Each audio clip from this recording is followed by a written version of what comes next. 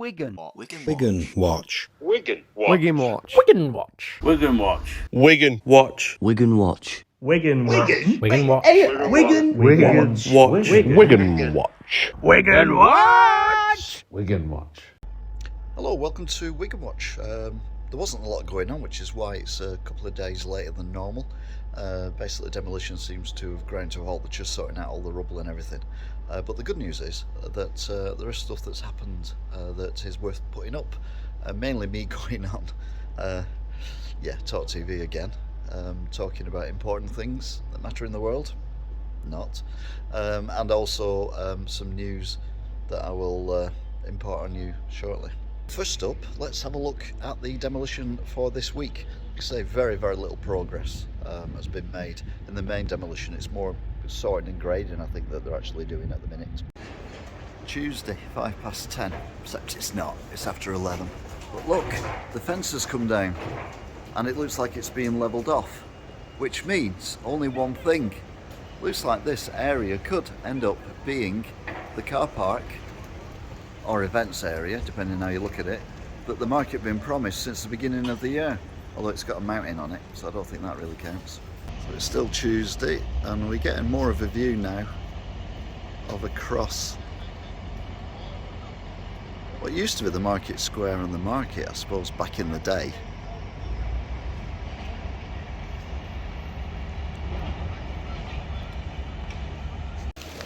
So Wednesday, just after 1 o'clock, and the door's open and we can see clearly that there is no entrance left now at all for the Standish Gate galleries. All you can see now is bare wall and the scaffolding's coming down. So yeah, very peculiar. And they fell over then. Look at that, you can actually see the clock tower, which of course has got the wrong time on it because that's what it does. But yeah, brand new look to Wigan Town Centre. What's going to go there instead? Yeah. The council will decide. Looks like the signage is about to go up on Toy Town. So they've got one up already. The other one's going up. It does look really cool actually, it looks fun as well. Thursday, 11:45, and you can see now that the entire entrance on Standish Gate has gone.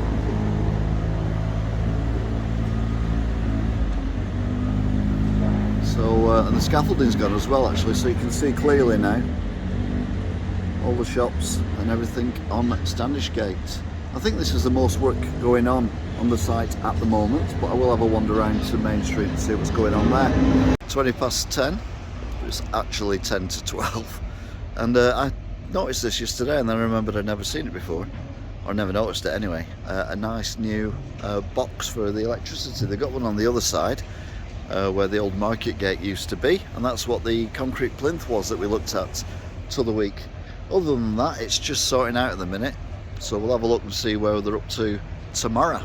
So the old council buildings, we're at the old council buildings on Friday at dinner time, and we've got people up there doing some work. Yeah, this is the building, which hopefully will be able to be modified and reused into like small business hub or something similar. One of my mates asked me, how long have you been doing vlogs for? And I'm like, well, I've not been doing them that long. I started really doing them with the lockdown and all that kind of thing. But I did do a few about 6-7 years ago. And I dug one out, and it was about the history of motor cars for the people of the future, who obviously won't know what motor cars are. And he was laughing all the way through it. It only had 80 views, and at the time I had less than 100 subscribers. So I thought, wouldn't it be fun if I could actually reinvent it? But I can't. So all I'm going to do is put a link in the description and one of them things at the end of the video, so you can look at it and look at my fat face and look at me talking about cars for the people of the future who won't know what cars are. Just bear with me for the first few minutes though, because I am in the bathroom. So this is a bit where I go on TalkTV. Not literally go on TalkTV, obviously heavily edited. Yeah, we talk about well, the important things of the world at the moment, because well, everything's important, isn't it? Oh, by the way, Wigan Watch man is phoning. We've got to get Wigan Watch man on. Right, so now we've got a special guest on the show. He's the presenter of Britain's worst television programme. What? You can't introduce him like that. No, you can. It's called Wigan Watch. Tony and Wigan. Hi, Tony. I have watched Wigan Watch. No, the worst TV show I've ever seen was when you drove from, I think it was Wigan to Abram with your dash cam and talked about it all the way along. Yeah, it's actually to Ashton-under-Lyne in Thameside, the other side of Manchester. Right, so your TV, you made the TV show, and you thought this was a valid TV show. It was a live TV show of you talking about your drive from Wigan to Ashton. Yeah, when you put it like that, it sounds ridiculous. It does, Tony, but... I watched it. I actually... Well, it worked, didn't it? But only two other people watched it. You and two other people. That's three more people. Tony's doing so badly, he's got as many views as Newsnight. Tony, you've got a YouTube channel then called Wigan Watch, and obviously it's all about the things that are happening in Wigan, I'm going to guess. Yeah, it's the channel's not called Wigan Watch. The show that we talk about is Wigan Watch. Right. It's part of it. But what I'm ringing up about is obviously the important issue of the day, and that is the eggs. I knew you were going to say that. I knew you were going to say that. Tony, what are you going to try and improve on my advice on there? Well, I mean, I've got one of the playlists I have is a cooking playlist where I do simple cooking, including boiling eggs and fried eggs. Okay. Not even a joke. And but I find if you have a low heat with a fried egg and you have a pan lid and you put it over the frying pan, it does help. Oh, I didn't think of a pan lid. And you don't get the crispy edges either. Exactly. No one likes them. Why do they bake egg? When you go to like an egg and bacon barn thing, they have those rubbery eggs. Yeah, but you know why that is, right? And I hate to make it sound technical. It's because he's got a hot plate. He doesn't use a frying pan. I know. So he puts everything on the same hot plate. I know. Now, as you know, That's why people like McDonald's eggs though, because they don't taste like that. Now, do you fry your bacon or do you grill it? I grill my bacon. What do you do, Tony? Do you fry or grill your bacon? I often put it in the oven, although I've recently got an air fryer, which is enlightening. Right. That's the Can I just... My mum is in love with her air fryer. Oh, it's amazing. She is in love with it. For me, the food tastes a bit weird. No. It does. It tastes airy. It doesn't taste airy. It does. It has a weird... Come on, Tony. It has a weird taste. Right, can I tell you my recipe? Right. Honestly, this recipe is amazing. Right, but it's not for the faint at heart. Right. I can't make Yorkshire pudding, so I can't be bothered. I can. So, all right. I make perfect Yorkshire puddings. Go on. I can tell you how to do it if you want. All right. So, what I do is I get the Yorkshire puddings, then I buy a haggis. Right.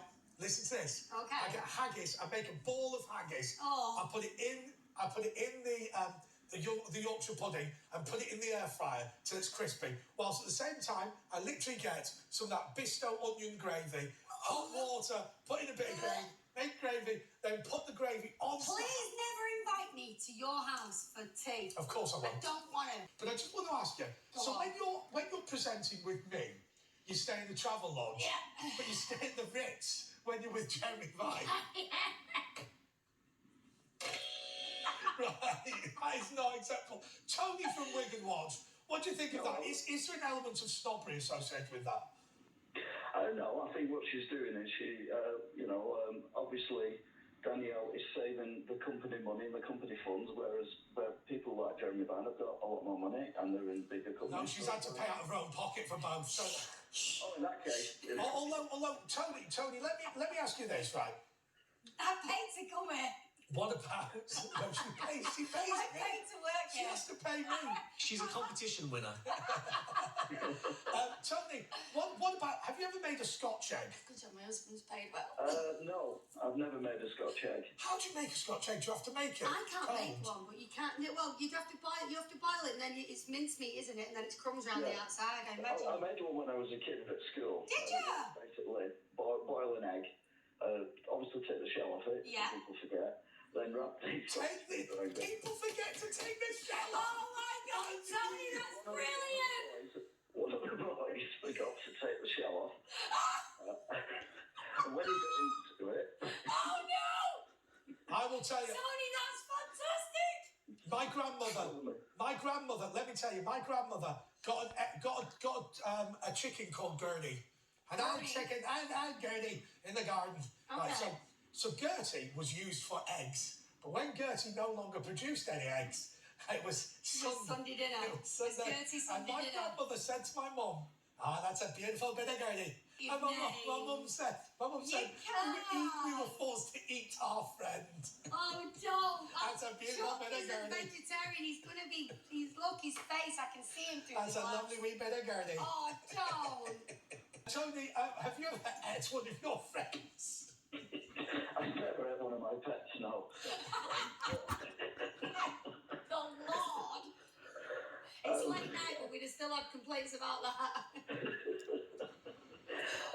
So Tony, tell us about. I want to ask you a serious question, right? So Wigan Watch is about the way that the high streets across the country are really struggling, and the way that in Wigan, I think you were a market stall holder, and then they knocked down the market. Yeah, I live in a comparatively wealthy part of the country, but it strikes me that when I go to places like Wigan, a lot of these city centre businesses or town centre businesses are really on their backsides, aren't they?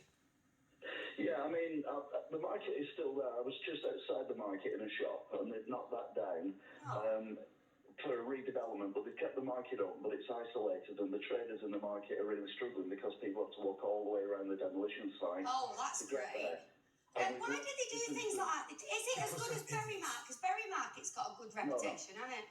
No, nothing like Berry Market, unfortunately. I go Berry Market, sorry. But, yeah, what they're trying to do is improve it and build flats and all that kind of thing, in a cinema and a bowling alley and all that kind of stuff. But we've lost businesses. There was a paper stall there that had been there for over 50 years, but it's closed a few weeks ago. There was like a fresh meat counter. Yeah. Did other things as well, Redmond's, and that had been there over 100 years. Do you know what somebody said? Do you know what somebody said to me? The big problem with a lot of our town centres, and you know what? I reckon Tony, Danielle and I will all sort of remember this. Right, do you remember when you were a kid and somebody'd go, right, let's go to Wigan this week, let's go to St Helens next week, let's go to, well, not Salford, but let's go to Bury or whatever, right? But each town centre used to be different. Yeah, now they're all exactly the the same. So, like, there's no point in me going, should I go to Windsor or Bracknell? I used to live in London when I was 19. I'd go back to Yates's, of course I did. Went back to Yates's with my friends. And I'd have a dress on and everyone would be like, oh, where did you get your dress from? I was like, London. But now, it's just Zara. It's all the same, yeah. Anywhere. And I think that's the problem. So nobody's going to go, nobody who sat there in Lee's going to go, I must go to Wigan to see what Wigan's like, or must go to Warrington to see what's going on in Warrington, or Liverpool or whatever. And I think that's been a problem, hasn't it, Tony? Yeah, absolutely. I mean, the solution that they've come up with for Wigan Town Centre is that there's two shopping centres. A massive one that's everyone moved out of when the new one was built, which is the Grand Arcade, which is where I am now in my shop. Right. They're trying to improve it by doing what everyone else is doing. And you're literally getting, you know, they're knocking it down, they're building apartments, they're building... My brother always goes to Lee because he likes all the charity shops. There's like a load of charity shops all near each other. He says they're dead good. What's your shop, Tony, so you can just plug it on air? It's a second-hand shop where I trade computer games from the Atari 2600 right up to the Switch and the PS5. Oh, my brother will have been to your shop. 100%. I like computer games. Hang on, computer... That's really cool. My brother will 100, he's called Dean Nichols. If he ever comes in your shop, he looks a bit like me, but he's a man. So no, my brother's called Dean as well as my husband. I know, just to make it weird. Danielle's married to a brother. I'm not. Oh my word. My husband's called Dean and my brother's called Dean. It was a popular name in the 80s, clearly. 70s. 80s. Was it? 80s? Yeah, 80s. My brother's younger than me. Oh. And my husband. Okay. Right, Tony, thank you so much. Peter is in County Durham. I feel like I've stepped into a parallel universe. But funny enough, Tony from Wigan Watch has just texted me personally. Tony was cool. And he said to me, your show just goes from one extreme to the other. I know. 1 minute we're talking about Hamas terrorists. The next minute we're talking about ham and eggs. I know. See what I did there? Bye. Hummus and Hamas. So it's Sunday coming up to about 5 o'clock, and like I said, they've not really made a lot of progress in the demolition, but they have got this tricky bit to do that I was talking about last week, which is this entrance to the tunnel. But they've also still got the debris from the partial collapse that they had of that bit that they left up.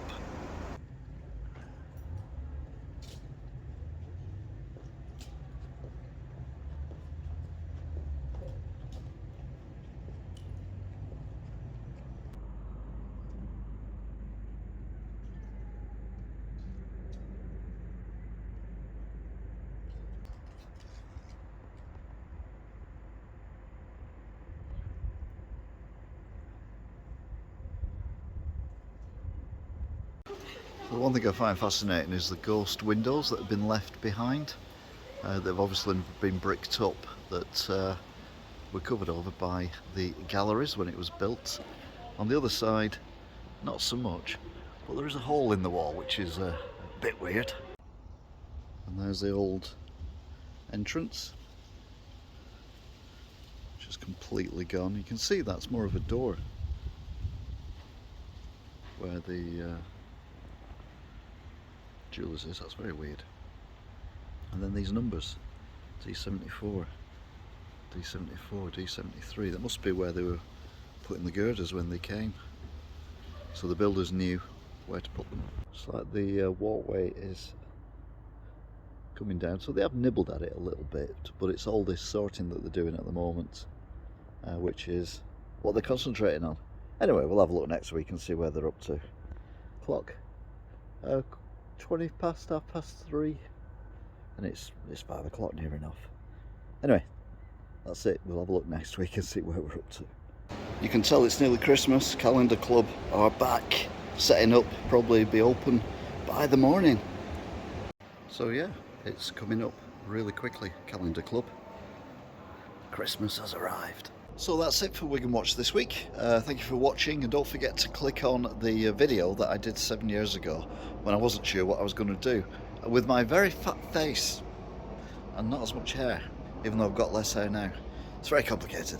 Anyway, thanks for watching, and I'll see you again next time. Until then, goodbye. Wigan Watch. Wigan Watch. Wigan Watch. Wigan Watch. Wigan Watch. Wigan Watch. Wigan Watch. Wigan Watch. Wigan Watch. Wigan Watch. Wigan Watch. Wigan Watch. Wigan Watch. Wigan Watch. Wigan Watch.